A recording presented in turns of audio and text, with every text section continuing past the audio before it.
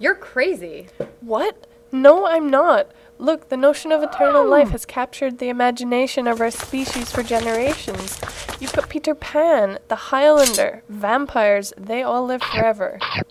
Just because humanity is obsessed doesn't make it right. Just look at the whole cosmetic surgery phenomenon. The obsession with looking younger.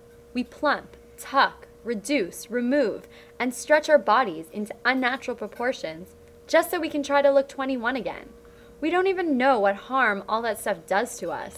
Yeah, but that stuff is only superficial, and most of those procedures are temporary. I'm talking about the inner workings of our bodies, our cells, molecules, and organs. Well, I just don't think that doubling or tripling our lifespans will solve anything. I mean, what about like war and poverty? Aren't those problems more important? But I think it could solve problems. An extended lifespan would give us a chance to recover from our mistakes and reduce healthcare costs by delaying or even preventing expensive diseases. That's all well and good, but our Earth can only support so many people. As cruel as it may sound, aging keeps the population down. How the heck would we control populations if everyone started living till they were 2, 3, 400 years old? I don't know. We could like mass immigrate into space or restrict births like they do in China. Okay then, miss. I have an answer for everything. Answer me this. Isn't 80 years of life enough? I mean, when an elderly person dies, it's sad, but it's not as tragic as the death of a child because that elderly person has lived a good, long life. Well, yeah, of course, but... And anyway, one of the characteristics of mortality is the desire to make our limited days count.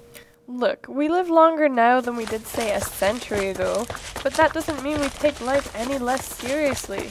And do you really go around thinking, oh, I have 80 years to live, so I'm going to make the most of today?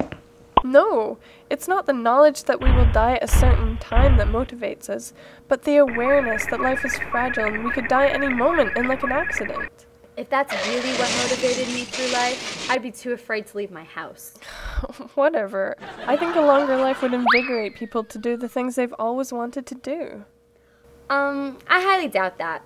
If someone doesn't do those things with a normal 70 to 80 year lifespan, I don't think giving them extra time on top of that would help them.